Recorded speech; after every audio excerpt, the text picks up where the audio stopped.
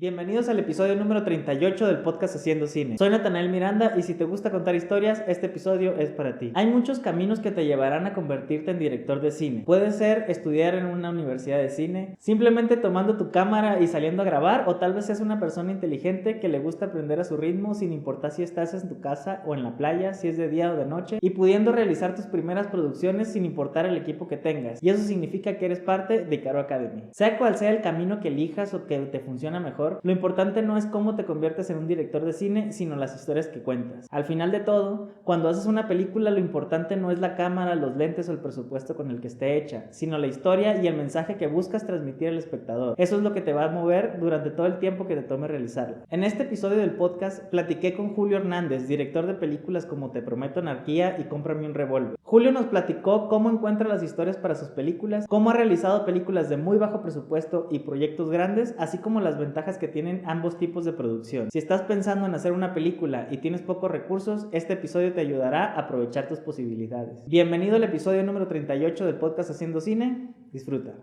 Bueno, ahora sí ya estoy con Julio. Julio, muchas gracias por estar aquí, muchas gracias por el tiempo.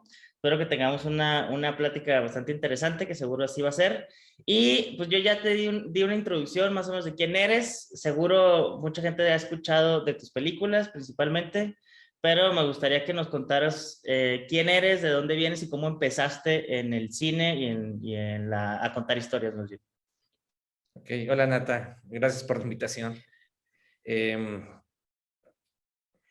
Bueno, estudié cine en el Centro de Capacitación Cinematográfica, aquí en la Ciudad de México. Y previo a eso había estudiado comunicación educativa en Guatemala. Y previo a eso, bueno, de niño, mi padre me llevaba al cine o me llevó al cine todos los domingos después de la comida. Y en esa época había una cosa que se llamaba permanencia voluntaria. Entonces veíamos 2 o 3 películas cada domingo y normalmente eran películas de serie B o clase B. Yo crecí en Texcoco, que es una ciudad muy pequeña que está en el Estado de México. Y era el tipo de cine que llegaban, eran películas de Bruce Lee, de vaqueros,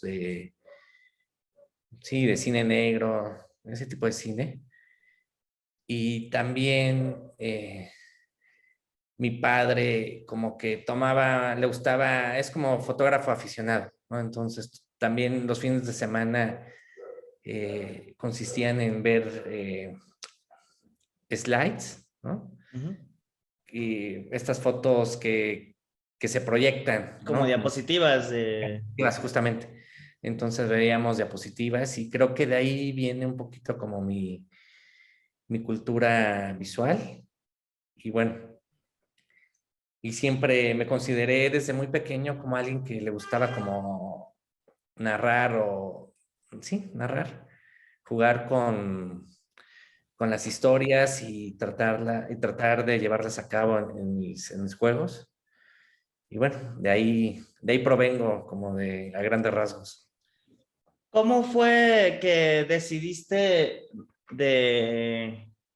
o fue circunstancial, de estar en Guatemala, venir a México a desarrollarte, perdón, como cineasta, o eso sucedió acá en la Ciudad de México? Bueno, como comenté, estudié cine en México y en ese momento todas las historias que tenía en la cabeza sucedían en Guatemala. Mi mamá es guatemalteca y había estudiado en la universidad en Guatemala, entonces tenía como muy, muy cercano Guatemala, ¿no? Y mis hijas nacieron en Guatemala. Entonces, siempre tuve en mente como que mi filmografía se iba a dividir en dos, en la parte guatemalteca y la parte mexicana. Y vi Guatemala como un lugar donde podía como experimentar tanto narrativamente como con cosas de producción, ¿no? Porque como no hay industria y no hay nada, eh, tenía ganas de hacer algo mucho más artesanal, mucho más guerrillero, ¿no? Como para hacerle homenaje también como a todas estas bandas de garage, como que estaba como muy clavado en ese tipo de cosas, como en lo Más hazlo tú punk. mismo, sí, más punky, hazlo tú mismo, no depender de nadie, romper reglas y crear tus propias reglas y luego romperlas. Entonces sentí que en México estaba todo como mucho más armado y estructurado y que los fondos y que todo era más como de cuadriculado. Entonces me fui a Guatemala, estuve 10 años allá, hice 5 películas, todas muy pequeñas y de diferentes presupuestos. Y, y fue como una especie de laboratorio. Y ya en un momento sentí que ya me estaba asfixiando por muchas cosas, ¿no? Laborales, creativas, y pensé que ya era momento de regresar a la Ciudad de México. Y eso fue en el 2013, ya regresé a la Ciudad de México e hice una película que se llama Te Prometo Anarquía, que fue como muy importante para mi carrera, porque fue como mi presentación en el cine mexicano. Y venía de hacer, como comento, venía de hacer películas muy pequeñitas, entonces fue mi primera película grande Antes en de empezar con Te Prometo Anarquía, me gustaría, primero, ¿cómo fue que si estudiaste cine y tuviste esta formación formal de una escuela de cine tan importante como el CCC? ¿Cómo te deshaces de toda esa metodología para hacer las películas que hiciste en Guatemala, en las que pues, eran grupo pequeño, en las que hacías tus reglas, en las que a veces no usabas guión, como que experimentabas? ¿Cómo lograste, pues sí, deshacerte de esas metodologías que aprendiste en la escuela para hacer el cine de una manera diferente y más rústico? Porque cuando estudié en la universidad, comunicación educativa, tuve clases de audiovisual con un profesor americano y nos ponía a hacer cortos. Y esos cortos los hice con un amigo que se llama Cristian. Y esos cortos los hicimos, éramos 2 personas detrás de la cámara. Y la pasé muy bien haciendo esos cortos con este amigo, sobre todo porque era como muy punky, era hazlo tú mismo y no dependíamos de nadie, ¿no? Solo una cámara, era sumamente rascuache todo, o sea, en producción, cero producción, no eran cortos buenos, pero la pasaba muy bien. Y cuando entré al CCC y vi toda la maquinaria y todo eso, me entró como una depresión y como una especie de claustrofobia, porque sentí que para contar historias dependía de mucha gente, ¿no? O sea, dependía de demasiada gente y de un equipo muy grande y de presupuestos, y dije, esto me parece como imposible, como que no, como que me sentía fuera de lugar, ¿no? Y veía las historias y veía como los métodos y pensé, no, esto no es el tipo de cine que quiero hacer. Y, y más bien me enfoqué como en aprenderle a ciertos maestros que sentí que me estaban aportando para el tipo de cine que quería hacer en Guatemala, ¿no? Como volver a cosas como muy chiquitas, ¿no? Y sobre todo eso, no depender de nadie y no tener la sensación de que tenía que pedir permiso para hacer cine, ¿no? Entonces, creo que pasé en la escuela sin pena ni gloria, ¿no? Hice mis cortos, jamás presenté mi tesis, no me gradué. Eh, eh, en un momento, los últimos 2 años de la escuela, me regresé a Guatemala, tomé la escuela a distancia, me permitieron. Y, y eso, como que busqué otros modelos de producción y otro tipo de gente otras formas de hacer cine. Y me di cuenta que ese tipo de cine mucho más autoral y pequeño se producía más en Sudamérica, ¿no? Creo que Sudamérica tiene un asunto como mucho más pequeño en cuanto a sus presupuestos, autoral, que lo que se hace en México. Y también, bueno, obviamente revisé como la filmografía mundial, ¿no? Y descubrí que hay demasiada gente que ha rodado así y que ha hecho películas como muy importantes, ¿no? Y pasó algo que también creo que fue vital para, para mí y para varios colegas en México, que fue la llegada de Arraigadas en el 2000, ¿no? Que Carlos Arraigadas también como que no trajo, sino porque ya se había hecho de cierta manera, pero propuso en boga que se podía hacer cine en locaciones reales, con actores, con un crew pequeño, y que eran historias que pueden ser historias visualmente muy potentes y mucho más como hiperrealistas. Y eso fue como un momento bastante inspirador, ¿no? Y después de eso surgió una película de un amigo que también fue como muy vital para atreverme a hacer cine. Hubo dos pelis que fueron como fundamentales, ¿no? Pero más bien como por el modelo de producción. Una es Familia Tortuga, de Rubén Imas, y otra es, creo que se llama La Noche del Caminante, o algo del Caminante, la ópera prima de Ciro Guerra, del director colombiano, que es una peli que rodó con sus amigos, con una cámara muy pequeña. Es una película que no tiene nada que ver con el resto de su filmografía. Es una película centrada en Bogotá, como muy urbana. E igual la película de Rubén Imas es una película muy intimista, muy pequeña, con un crew mínimo, pocos personajes, locaciones. Era la casa de él, sale su tío, como gente muy cercana. Y cuando vi eso, fue como muy revelador, porque me di cuenta que gente muy cercana o gente que tenía un contexto parecido al mío estaba haciendo cine bajo sus reglas. Claro. Y eso me incentivó y dije, no, esto es lo que tengo que hacer.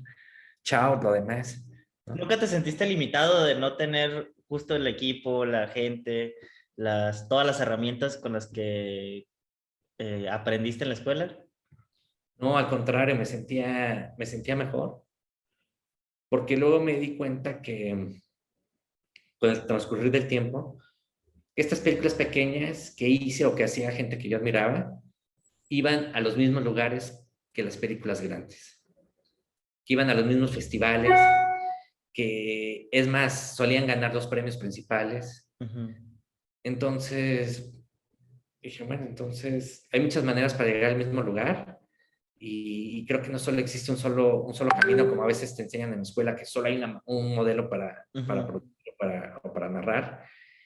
Y me daba como mucha satisfacción saber que estaba en un festival con una película que había costado nada, compitiendo con películas que habían costado $500,000, $1,000,000 o más. Y, y que a lo mejor también este cine es un poquito de nicho, ¿no? O sea, no es un cine como comercial, ¿no? O sea, no es un cine que intente ser taquillero, pero siempre lo tuve como muy conscientes desde el inicio, que lo que estaba proponiendo, lo que quería, no era lucrar, sino hacer una película. O sea, jamás me vi que con mis primeras películas iba a ser un blockbuster o que de ahí iba a ser Hollywood o algo parecido, ¿no? No, sino más bien era otro sentir y otras motivaciones que no tenían que ver con lo económico. Ok. Y cuando regresas a México, que en alguna de las entrevistas que vi tuyas, comentabas que en Te Prometo Anarquía el nivel de producción era una cosa muy diferente a lo que tú estabas acostumbrado en tus películas de Guatemala. ¿Cómo fue ese brinco ahora de regresar otra vez a la maquinaria y empezar a trabajar en eso, con la experiencia de ya haber hecho varias películas, digamos, como en el mismo nivel en cuanto a historias, pero con un presupuesto y unas herramientas mucho menores? Fue como complejo. Te prometo que yo me sentí sumamente inseguro, ¿no? Me sentí inseguro en el sentido de que de repente tenía un presupuesto bien, que ya no había excusas para que la película quedara mal, ¿no? Porque normalmente cuando haces cine bajo presupuesto, la excusa es, bueno, es bajo presupuesto, qué sé yo, aquí ya había como una presión de un presupuesto grande.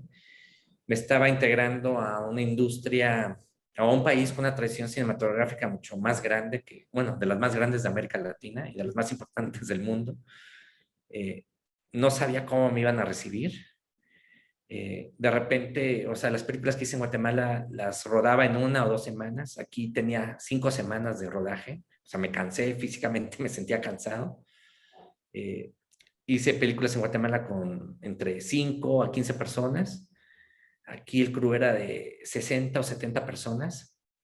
No me sentía muy intimidado, lo sentí un poco íntimo, o sea, estar dirigiendo y saber que tienes la mirada de 40 personas por lo menos, viendo qué haces y qué decides, es muy estresante, ¿no? Sí. Ujú. Entonces, ¿Cómo lidiaste con eso? O sea, ¿cómo es el poder me controlarlo? alejaba a los actores, hablaba con los actores, me los sacaba del set y les daba las instrucciones fuera del set, donde yo me sentía mucho más cómodo y poco vigilado, ¿no? Ujú. Porque también este asunto de que cuando llega alguien nuevo al lugar a hacer cosas, siempre se le cuestiona, ¿no? Entonces, quería como que evitar ese cuestionamiento. O bueno, al fin, luego me daba igual, pero más bien hablaba con los actores en lugares como distantes, creaba como cierta intimidad. Y también lo que aprendí o me di cuenta es que haber hecho películas de bajo presupuesto me había dado como un callo, ¿no? Como una condición física. Y sobre todo porque eran películas donde se había improvisado.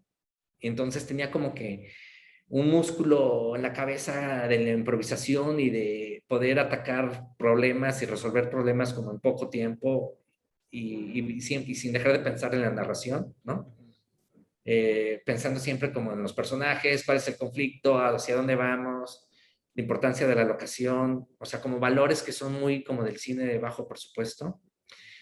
¿Qué es lo Y realmente importante de una película, no? Al fin de cuentas. pues sí, lo demás es puro artificio y son juguetes, ¿no? O sea, las películas de presupuestos grandes tienen un montón de juguetes. No se usan todos y, y, y también comprendí previo a Te Prometo Anarquía que los juguetes no hacen que una película sea buena, Ujú. ¿no? Hay otras cosas que hacen que una película sea buena, ¿no? Como la historia, cómo se cuenta y lo que tiene que decir el director y la mirada del director, ¿no? Que son cosas que son sumamente como personales y íntimas y que le dan un sello particular a cada película.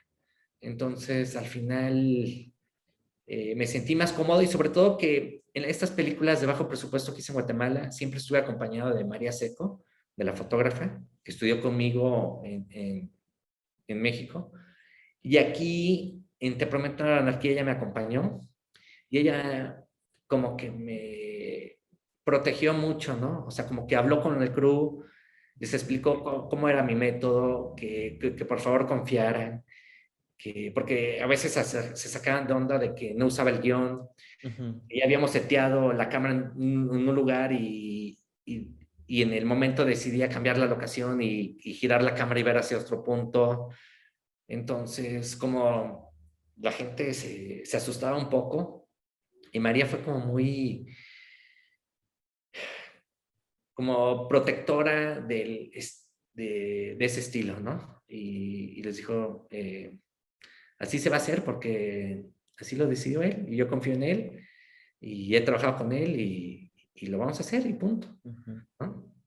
Entonces también tuve la fortuna que para Te Prometo Anarquía me rodeé de gente como muy importante y clave, ¿no? Como María, como José Ramón Chávez, que fue mi asistente de dirección, que también fue mi compañero de la escuela, los productores, ¿no?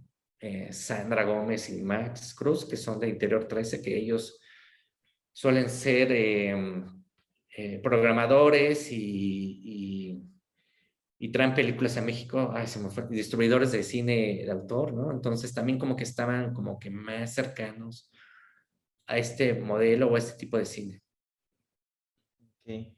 Y después de esa experiencia de Te Prometo Anarquía, las siguientes producciones que hiciste, las siguientes películas que has hecho, ¿mantuviste ese tipo de producción o has regresado al crew pequeño y a la mayor libertad que tenías antes? Intento hacer una película mediana, porque no he hecho películas grandes Ujú. realmente, una película mediana y una película minúscula.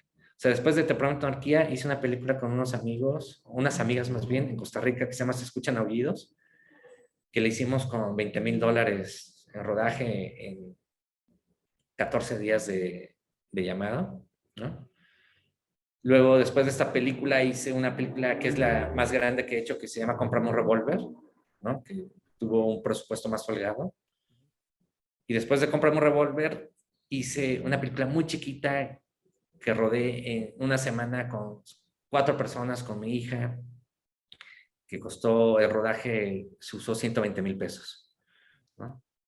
Entonces, es como muy extraño porque voy de películas que pueden parecer grandes y bajo después al infierno del bajo presupuesto, pero este bajo presupuesto me sirve para como laboratorio de ideas, como para experimentar, para no pedirle permiso a nadie, para no aplicar a fondos, para no depender dependo más bien de mis amistades, ¿no?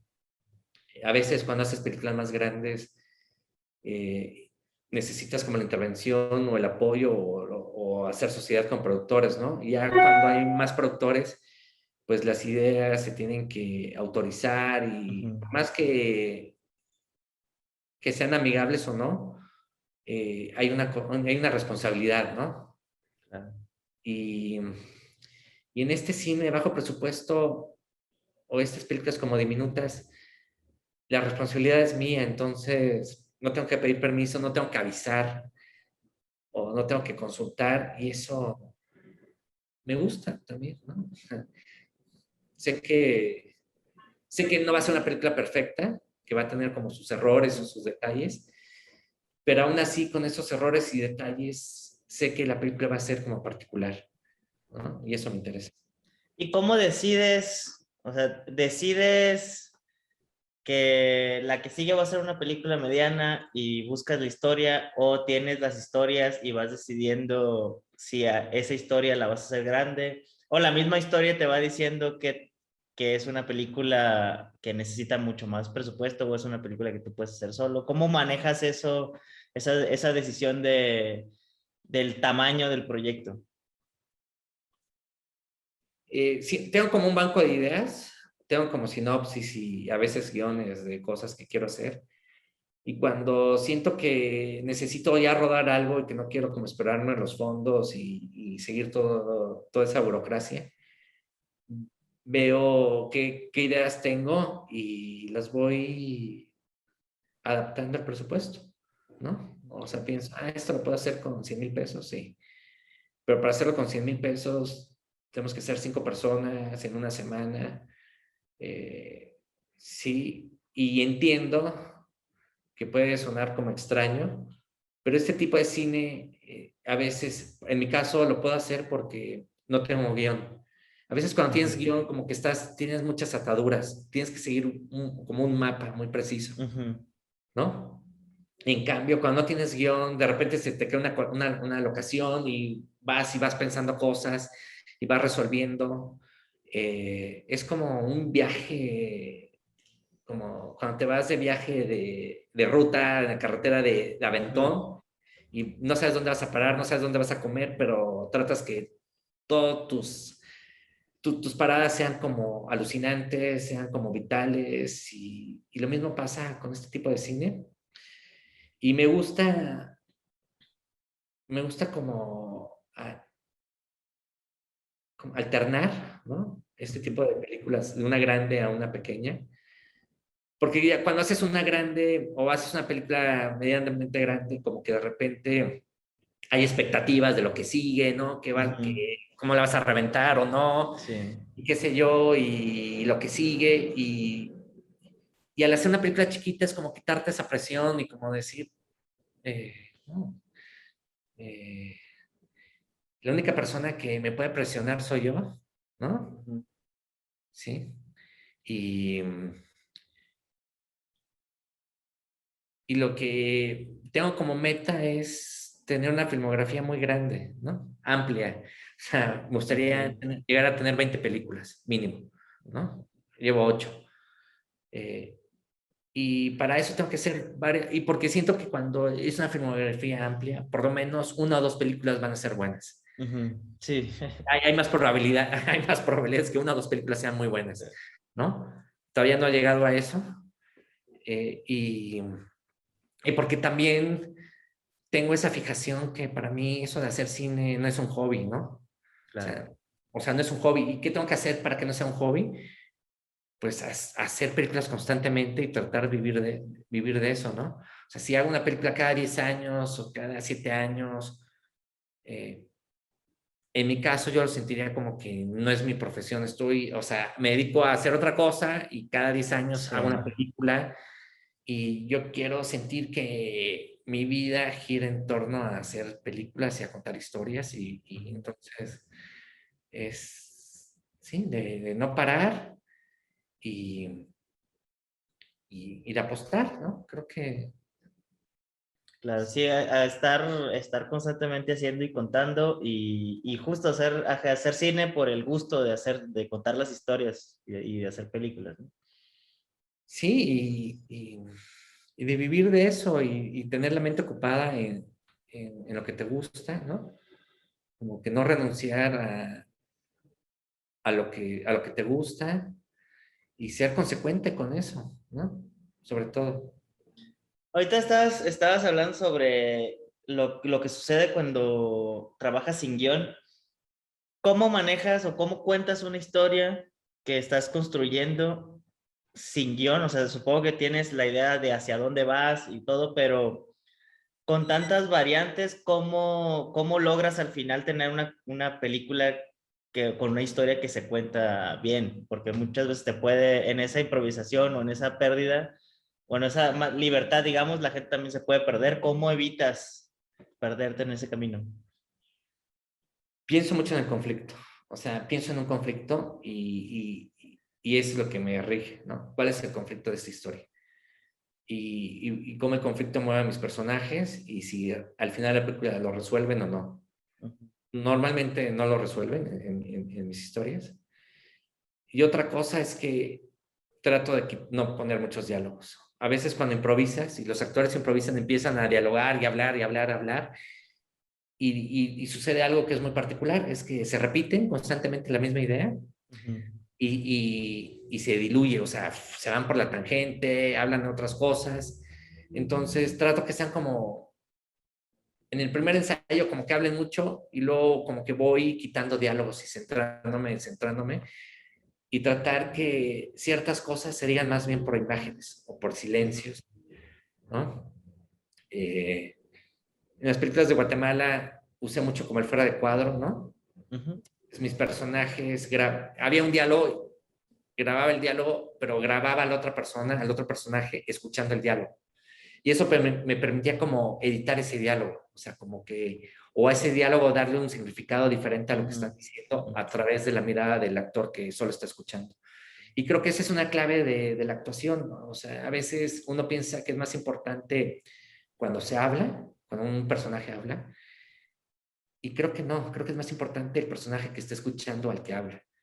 Y porque esa persona le va a dar un subtexto a ese diálogo y le da una atmósfera y, y no sé, puedes crear como otras sutilezas que para mí son como fundamentales o muy básicas, ¿no? Sí. O sea, Algo- creo en la palabra, pero creo que menos es más. Sí, claro, sí, sí, en cuestión de diálogos, entre menos necesario sea que la gente dé la información de manera hablada, mucho mejor. Oye, en alguna de las entrevistas mencionabas que una película se termina de escribir en el montaje, o sea, es algo que ya yo de varias personas lo he escuchado, o sea, ¿cómo tú terminas de cerrar tu historia en el momento en el que estás citando? Ahorita lo mencionabas un poquito de cambiar a la hora de estar escuchando diálogos a quien escucha y no a quien habla. O sea, ¿cómo manejas eso y cómo cierras tus historias en la sala de edición? Es que pasa algo en la sala de edición, ahí es cuando realmente te das cuenta de lo que tienes. ¿no? Previo a eso, todo es como una ilusión, ¿no? O sea, estás hablando de cosas que no son concretas. Y en montaje ves lo que funciona, ya sea por cámara, por iluminación, por la locación, por sonido, por actuación, por la narración. Y ahí es cuando te enfrentas a la materia, o sea, a la realidad de tu proyecto. Y también me di cuenta, como al inicio de mi carrera, que el papel aguanta todo. O sea, en el papel todo es perfecto, en el guión las actuaciones son alucinantes, las locaciones chingonas, la fotografía es poca madre, pero en imagen, ¿no? Entonces, es como ya, literalmente es como armar un rompecabezas y se trata de armarlo con lo mejor que tienes, ¿no? Y muchas veces eh, creo que las películas muchas veces son fallidas porque son estrictamente tan apegadas al guión y no tanto a la imagen que tienen, a lo concreto, ¿no? Entonces, y también te das cuenta en montaje que si eres redundante o no, que a veces hay imágenes que sin diálogo dicen más de lo que podría decir un diálogo.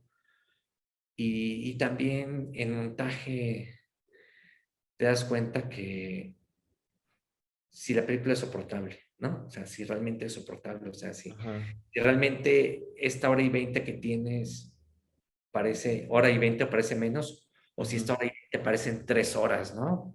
De lo poco soportable que está la película. Entonces, eso, creo que ¿Te ha pasado eso alguna vez en el que estás editando la película y sientes que no, que está siendo demasiado pesada? sí, claro. Por ejemplo, en Te Prometo Anarquía, intentamos no seguir el guión, pero seguir todo lo que habíamos grabado, como ese orden, y el armado era de 5 horas. O sea, era imposible, era imposible, ¿no? Entonces, fuimos como restando, quitando, como limando, ¿no? Como sí, como limando cosas. Y, y pasa eso que a veces uno en guión graba de más, ¿no? Graba cosas que no necesita. Y te das cuenta hasta en el montaje.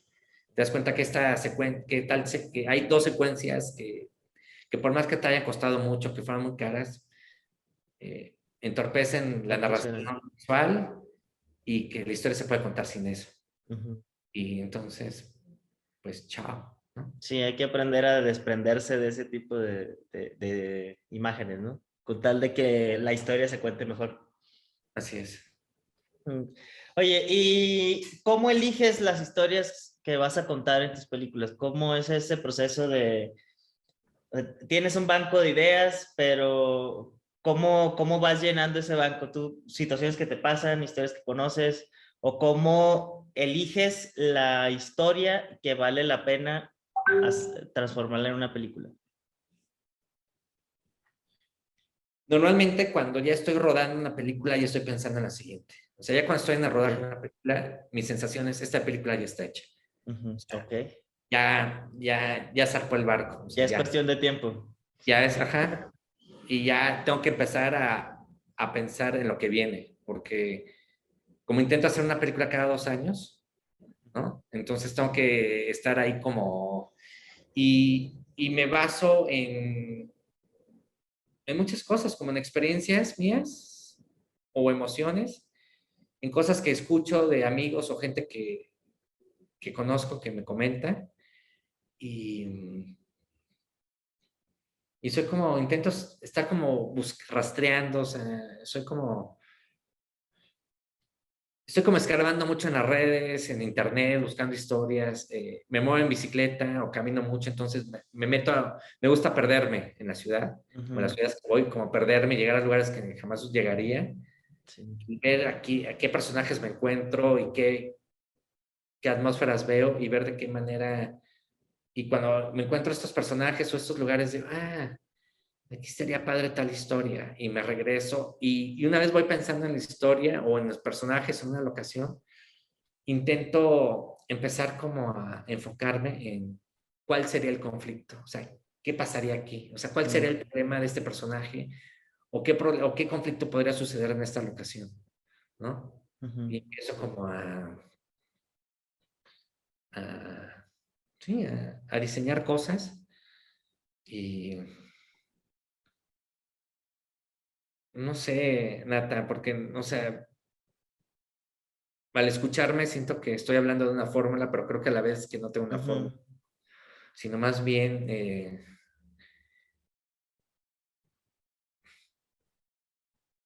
no me No, veo pues, haciendo, no me veo haciendo otra cosa, o sea, no me claro, veo, sí. entonces trato como que estar ahí siempre con historias Sí. para no tener que dedicarme a otra cosa. Sí, creo que a mí también me pasa mucho el hecho de que yo siento que todas las ideas, o sea, que más bien las ideas están en todos lados y uno las va agarrando, ¿no? Tú cuando conoces gente, cuando tienes una experiencia, cuando ves, muchas veces vamos en la calle y nos topamos, o a mí me pasa mucho, voy caminando, me cruzo con alguien y solo escucho o sea, esa persona viene platicando, viene hablando y solo escucho un pedacito de esa conversación sin contexto y de ahí uno llena los huecos y va construyendo cosas y así te vas agarrando, ¿no? Y es justo estar pues todo el tiempo buscándolo. No, no todas las ideas que se te ocurren terminan en un guión, en un corto o en una película, sino pues son ideas que a veces cuando tú estás construyendo otra historia las puedes ir retomando, ¿no? Ahí en una entrevista que le hicieron a Asimov, que es un autor que estoy leyendo ahorita, que le preguntan que sí, qué hacía él cuando no estaba escribiendo. Y su respuesta fue que no entendía la pregunta, o sea, no sabía a qué se refería porque él todo el tiempo estaba escribiendo, todo el tiempo estaba construyendo historias, pues, escarbando en ideas y viendo qué más podía contar, ¿no? Sí, totalmente. O sea, en mi caso, me acuerdo que hace muchos años estaba en un lugar y estaba sentado en un sillón y me hablaban por el celular y me dijeron, ¿qué estás haciendo? Y dije, aquí estoy trabajando. Y la persona que estaba ahí enfrente se me quedó viendo y se empezó a reír. Y yo le vi, le dije, sí, estoy trabajando, estoy pensando cosas. Estoy en un sillón, pero no estoy chaqueteándome o qué sé yo, ¿no? Ajá. Entonces, y también por eso me gusta andar en bicicleta, porque voy pensando y viendo cosas y pensando en historias, o encontrando una locación. eh, ¿no? Y cuando voy en transporte público, intento ser metiche y escuchar conversaciones, porque encuentras conversaciones, historias que son alucinantes, eh, que a veces intento tomarles una foto, ¿no? A estas personas para Ujú. recordarme ciertas cosas. No siempre se puede, pero eso. Sí, yo hago mucho el ejercicio a veces voy a parques o a algún lugar abierto donde pase mucha gente y nada más me quedo observando y veo a alguien e intento darle como trasfondo a esa persona que estoy viendo, ¿no? Solo con ver cómo está vestida, lo que está haciendo, cómo se está comportando, le voy llenando los huecos de dónde puede venir, hacia dónde puede ir, de qué están hablando las personas que están hablando.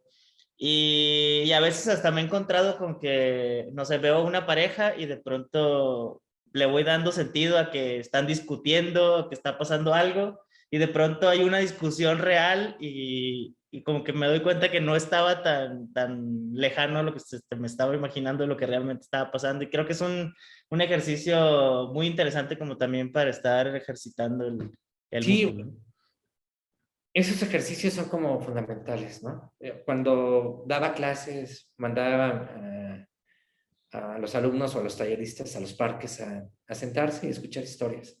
Encontrar una historia y si encontraran un personaje que se animaran a hablarle y preguntarle, a hablar con más con ellos Ujú. y ese tipo de situaciones que creo que son importantes, sobre todo porque es cierto que no tienen sus historias, pero hay una cantidad infinita de historias afuera, Claro. ¿no? Y historias que uno jamás se podría imaginar. Que están Sí. ahí esperando a que alguien las encuentre o las recopile o las comparta o lo que sea. Y también creo que cualquier historia puede ser una buena historia, ¿no? O sea, cualquier historia te puede dar para transformarla en algo muy interesante. No, Totalmente. sí, no tiene que ser el héroe que va y salva el mundo, sino, o sea, una simple persona en una banca revisando un libro te puede dar para contar muchas cosas. Oye, y la película de Cómprame un revólver, que comentas que es de tus películas más grandes donde pudiste tener más juguetes, ahora sí. ¿Cómo viste esta diferencia? O sea, volteando hacia atrás y viendo toda tu filmografía y todas tus otras experiencias como más pequeñas, ¿qué fue lo que más aprendiste y pudiste aplicar en este proyecto, en esta película de Cómprame un revólver? Que el presupuesto es importante. Los presupuestos grandes te permiten también trabajar de una manera mucho más cómoda, ¿no? Y rodearte te permiten alquilar talento. Uh-huh. O sea, eso es lo que tienen como los presupuestos grandes, que tienes la lana para alquilar talento, ¿no? Sí, que al final, pues volvemos a lo mismo, ¿no? Los fierros y todo es importante, pero no es lo principal, sino en lo que se invierte y en lo que le puedes dar es en la historia y en quién te está ayudando a construirla.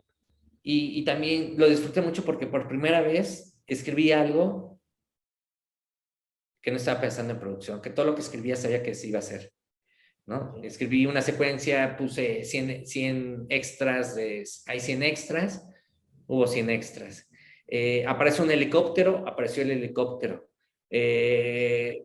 O sea, y eso era algo alucinante y que me voló la cabeza, porque estaba acostumbrada a escribir pensando en el presupuesto, ¿no? Escribir. Eso es, si la gente ve mis primeras películas, son historias que transcurren en un día o dos máximo. Todos tienen el mismo vestuario, no se cambian de ropa, Uh-huh. pasan como, todo está como muy contenido, ¿no? Hay pocos personajes, nunca hay pocos extras. Uh-huh. Y en Te Prometo Anarquía tuve esa libertad, pero lo que sucedió en Cómprame un revólver fue, no sé, hacer balaceras, construir una balsa, tener buzos debajo de la balsa, un helicóptero, poder pagar la música que yo quería para la película, es algo que pocas veces me había pasado. Poder dedicarme a escribir al 100% una película sin tener que tener otro trabajo, Uh-huh. también se agradece, Claro. ¿no? Y poder editar de igual manera al 100% sin estar viendo cómo vas a pagar la renta, también se agradece. Sí, o sea, obviamente es mucho más cómodo grabar con Uh-huh. presupuestos holgados, ¿no? La cosa es ver de qué manera consigues tener la libertad para hacer lo que tú quieres, ¿no? Y no, sí. Sí, Y también pasa algo con los presupuestos holgados, que hay una responsabilidad de poder generar, recuperar el dinero que se invirtió en la película, ¿no? Y eso esa es una presión muy fuerte. Los proyectos pequeños no tienen nada que perder, ¿no? uh-huh. Si la película le va mal, no pasa nada. O sea, nadie va a quedar pobre, Sí. ¿sí? Los proyectos grandes, esa es como su peculiaridad, que hay mucho en juego, ¿no? Hay mucha reputación en juego, hay mucha responsabilidad de cómo se ejecuta ese dinero, ¿no? Uh-huh. Hay auditorías, hay una serie de cosas que lo vuelven tedioso, pero que son vitales para el buen uso y manejo del dinero, ¿no?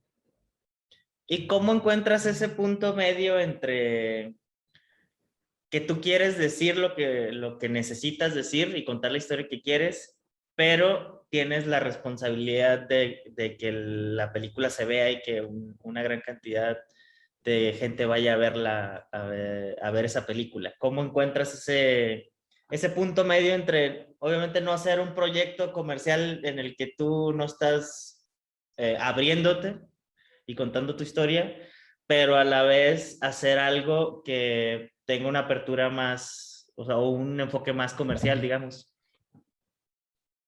No sé, Nata, todavía no lo consigo del todo. Ajá. Estoy consciente que Te Prometo Anarquía fue una película que fue muy vista, ¿no? Y Cómprame un revólver también, de cierta manera, pero ya hay cosas que son externas a uno. O sea, si las cadenas de los cines no se portan bien con la película, si no colocan los pósters Uh-huh. y cambian constantemente los horarios, si te ponen horarios fuera de lugar, si te mandan a cines donde no llega la gente, es que eso no lo puedes, o sea, eso no lo puedes controlar, o sea, eso Sí, también claro. tiene este tipo de cosas que hay cosas que no, que están fuera de tus manos, ¿no? Que no dependen de ti, ¿no?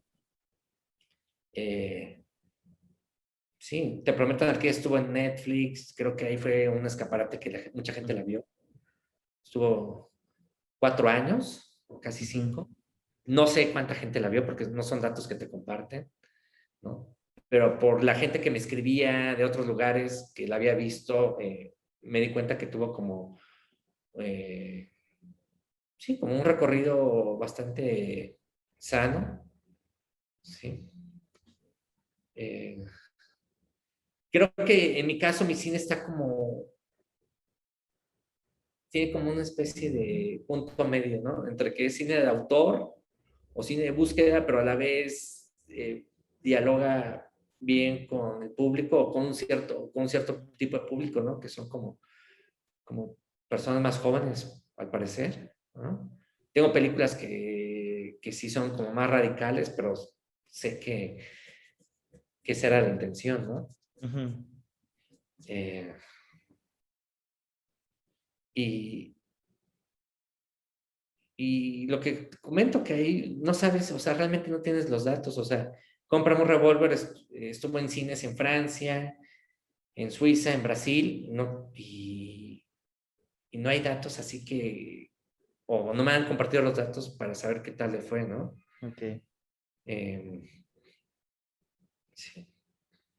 Ok, y bueno, ya estamos acercándonos a la hora y para ir cerrando la plática me gustaría que nos compartieras, bueno, aparte de los consejos que nos has dado en esta plática, para las personas que van empezando, que tienen esa cosquillita de empezar a hacer su primer corto, su primer proyecto o empezar a contar historias, ¿qué les puedes recomendar? Normalmente mucha gente busca estudiar en una escuela de cine, hacer una carrera, que muchos creen que ese es el camino. Tú lo viviste y en lugar de irte por ahí, te diste la vuelta y agarraste uno completamente diferente, que creo que también es un camino que más gente puede experimentar, o sea, el empezar a hacer en chiquito, en empezar a buscar, en no detenerse y contar historias, contar historias, contar historias. ¿Qué consejos les puedes dar a las personas que van iniciando y que van dando sus primeros pasos como contador de historias o como directores o como, bueno, realizadores? Híjole, varios supongo. La principal es que crean en ellos. O sea, para estar en esto tienes que creer en ti y lidiar con el no, porque recibes Claro. muchos nos constantemente, ¿no? O sea, tocas muchas puertas para poder hacer una película y muy pocas puertas se abren, ¿no? Entonces tienes que ser como consecuente con lo que anhelas y estar con la idea fija de que vas a hacer cine, ¿no? O sea, decir voy a hacer esta película, la voy a hacer, la voy a hacer, la voy a hacer, la voy a hacer y tratar de que eso suceda, ¿no? Y para que eso suceda solo depende de uno, de que tú te la creas. Uh-huh. Eh, Puede sonar como muy motivacional, pero también para que eso suceda tienes que estar dispuesto a sacrificar cosas, o sea, decir, bueno, esta película a lo mejor no tengo el presupuesto ideal, pero la puedo adaptar, la puedo hacer bajo otras condiciones. Y lo importante de esta película es que va a ser mi tarjeta de presentación para que la siguiente película tenga mejores condiciones, ¿no? Y a lo mejor esta es una película cedí ciertas cosas, pero la siguiente tiene que tener mejores condiciones. O sea, tengo que construir esas condiciones y la manera de tener la credibilidad para hacer cine es haciéndolo. O sea, si no lo haces, la gente no te cree que haces cine y no tienes tú como, no está la certeza de que vas a terminar la película, que si la vas a conseguir, hacerla o no. O sea, es haciendo, haciendo, haciendo. Y la mejor escuela es haciendo y equivocándose. O sea, aprender de los propios errores de que además en esta profesión una colección de errores a granel, ¿no? Sí. Y no ser tan orgulloso y entender en qué momento le estás cagando y sobre todo saber por qué, o sea, qué hiciste mal para no volverlo a hacer. Eso, y en cuanto a las escuelas y todo eso, creo que hay muchos caminos para llegar a Roma, no solo hay uno, ¿no? Y creo que puedes contar una historia desde un celular con tu primo, o puedes tener $1 millón o 20 millones de pesos y hacer una película enorme, ¿sí? Pero también como que entender y analizar cuáles son tus motivaciones. O sea, ¿por qué estás haciendo cine y por qué quieres hacer cine? ¿No? Uh-huh. O sea, si quieres hacer cine para hacer dinero, que es válido, bueno, analiza las películas que se hacen para hacer dinero, ¿no? ¿Cuáles son las características de esas películas? Uh-huh. Y si es eso, pues tienes que estar en Estados Unidos, no en México. Y es donde realmente se hace dinero. Sí, claro. Si quieres hacer un cine más como por búsqueda, pues experimenta, ¿no? Sé congruente con las personas que admiras y haz un cine que te coloquen como colega de las personas que admiras, ¿no? Trata de no copiar, ¿no? Porque creo que en el cine actualmente hay muchas películas que se parecen a otras películas, que se parecen a otras películas, Uh-huh. y se vuelve un loop, una manera de estar presente, de decir existo, es tener una mirada particular, ¿no? Y para tener una mirada particular, tienes que comprender de dónde vienes, por qué eres así, qué te hace particular, qué tipo de historias tú puedes contar que nadie más pueda contar y la forma, ¿no? Creo que eso. Sí, creo que la carrera del cineasta es bueno, como muchas carreras creativas, es una carrera de autoconocimiento. Entre más te conozcas tú, creo que la manera en la que puedes contar las historias puede ir creciendo. Sí, y entre más te conozcas, mejor puedes explicar las películas a tu crew, a los fondos y a la audiencia, ¿no? O sea, y explicártelas, ¿por qué estoy contando esto? ¿Por qué le voy a dedicar 3 años de mi vida a esto? ¿No? ¿Y por qué no tengo que rendirme o bajar los brazos? Sí, o bajar los brazos. Solo uno tiene la respuesta, ¿no? O sea, Claro.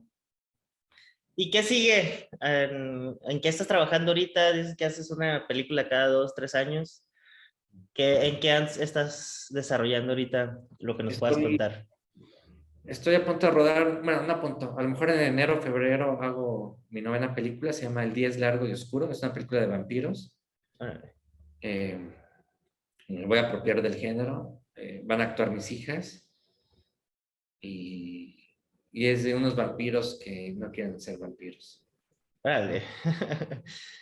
Sí. Sí, que justo te iba a preguntar porque he visto, bueno, las películas que he visto tuyas, pues son muy crudas, muy realistas y justo te iba a preguntar si habías buscado o estabas viendo la posibilidad de hacer algo más alejado de la realidad que has manejado. Y qué interesante, qué buena onda, qué bueno escucharlo. Va a ser una película cruda, intimista, es más bien, es de vampiros, pero es más sobre la paternidad. Ok, claro. Sí. Sí, de 2 niñas que son vampiros y no quieren ser vampiros. Sí. Suena interesante, pues ya quiero verla. Pues muchas gracias, Julio, por la plática, por los consejos, lo que nos compartiste. Me gustaría, antes de cerrar, algo que le pido a todas las personas que invito al podcast y es que nos recomienden una película, puede ser de cualquier género, de cualquier tipo, de cualquiera, pero es una película que todo mundo tiene que verla una vez que terminen de escuchar este podcast. Paréntesis, me gustaría hacer el comercial de que tus películas están en Filmin Latino, bueno, algunas. Sí. Yo ahí vi Te Prometo Anarquía, entonces si quieren ver películas de Julio, Filmin Latino, ahí las pueden encontrar. Y pues, ¿qué películas nos recomiendas? Por un puñado de dólares de Sergio Leone. Sí, ya sé cuál es. Perfecto. Pues, ¿alguna razón en particular de por qué tienen que ver esa película? Porque se apropió del género, hizo un western en España con italianos, porque Sergio Leone es un maestro del tiempo, ¿no? Estira el tiempo, y la utilización de los planos, el extreme close-up y el extreme long shot, cómo los utilizó para narrar, para retratar una atmósfera, para recrear un espacio, y el tiempo para crear suspenso. O sea, estas películas son famosas porque va a haber un duelo, y un duelo que de repente, que lo que dura un disparo no es nada, ¿no? Y aquí lo previo al disparo pueden ser 5 minutos, 3 minutos de tensión dramática, visual, y porque a pesar de ser películas con presupuestos grandes, tiene un alma como del bajo presupuesto. Los disparos son construidos con coreografías, o sea, no hay disparos, o sea, es gente que recibe el balazo y cae, que saben caer. Ajá, ok. Y eso es bajo presupuesto, y también aprendes con sus películas que el primer efecto especial es el corte, es el montaje, ¿no? ¿Cómo puedo hacer algo con montaje fuera de cuadro? Y creo que es una cátedra de muchas cosas, ¿no? Y es un cineasta que descubrió a Clint Eastwood, que es un ícono del cine, ¿no? Y porque te da la sensación que es alguien que disfrutó hacer las películas que hizo, que jugó y que estaba imaginando, y que utilizó la imaginación como modo de vida y como modo de trabajo. Perfecto, qué bonito, ¿eh? Pues ahí tienen por un puñado de dólares para que se la avienten ahorita que terminen de escuchar o de ver este podcast. Y pues de nuevo, muchas gracias, Julio. ¿Dónde pueden encontrar, aparte de Filmin Latino, de tus películas, información sobre ti, tus redes sociales o algún lugar donde te puedan contactar? Sí, puede ser. Tengo una paginita en Instagram que se llama Un Pitcher en Bicicleta. Ahí tengo otro que se llama El Espía Visco. Tengo otro que se llama Los Bass Pistols, con Nathan jugamos, Claro. ¿no? Tenemos un equipo de béisbol, pertenecemos a un equipo de béisbol llanero, de cierta manera. Y eso. Perfecto. Sí.